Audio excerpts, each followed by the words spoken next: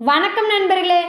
திருமணத்திற்கு முன்பு மிகவும் அடக்க ஒடுக்கமாக இருந்துவிட்டு திருமணத்திற்கு பின்பு என் கணவர் செய்கின்ற அட்டூழியம் இருக்கிறதே அப்பப்பா!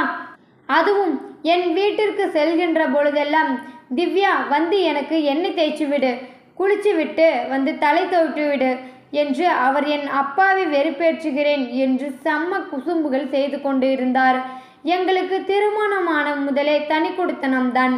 என் கணவரின் பெற்றோர் அடிக்கடி வந்து சிறிது நாள் தங்கி செல்வார்கள். எனவே திருமணத்திற்கு முன் சுத்தாததையெல்லாம் சேர்த்து வைத்து சுற்று கொண்டிருந்தோம்.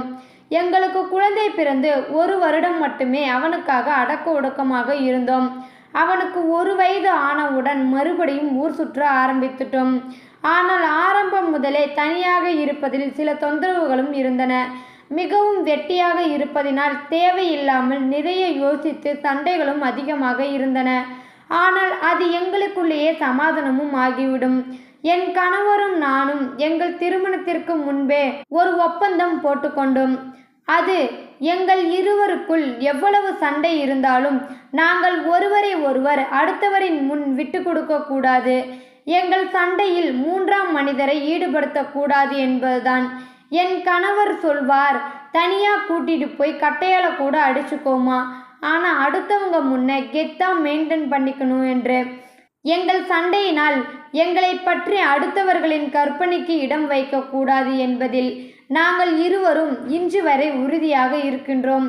ஆனாலும் எங்களின் முகம் வைத்தே எங்களுக்குள் சண்டை என்பதை கண்டுபிடித்து விடுவார்கள். ஏனென்றால் நாங்கள் இருவரும் தொணதொணவென தம்பதிகள் எப்பொழுது பார்த்தாலும் ஒருவரை மாற்றி மாற்றி ஒருவர் கலாய்த்து கொண்டே இருப்போம். நாங்கள் உம்மென்று இருப்பதை வைத்தே என் அம்மாவும் என் அத்தையும் என்ன பிரச்சனை என்று குடைய ஆரம்பித்து விடுவார்கள். ஆனாலும் நாங்களும் இதுவரை யார் முன்னாலும் சண்டை போட்டதில்லை. ஒருவரை ஒருவர் யாரிடமும் விட்டு கொடுத்து குறை கூறியதும் இல்லை. இப்படி திருமணத்திற்கு முன்பே சில விதிமுறைகளை எங்களுக்குள்ளே போட்டுக்கொண்டு அதை இன்று வரை கடைபிடித்து வருகிறோம். அதில் என் கணவரிடம் எனக்கு மிகவும் பிடித்த விஷயம் அவர் என் குடும்பத்தின் மேல் வைத்திருக்கும் அக்கறை. என் குடும்பத்தில் ஏதாவது ஒரு சங்கடம் என்றால் அவர் முதல் ஆளாக அங்கே இருப்பார். எந்த நேரம் என்றாலும் எவ்வளவு தொலைவு என்றாலும் கொஞ்சம் கூட யோசிக்காமல் என் உறவுகளுக்காக அவர் வந்து நிற்பார். நானும் அது போலவே.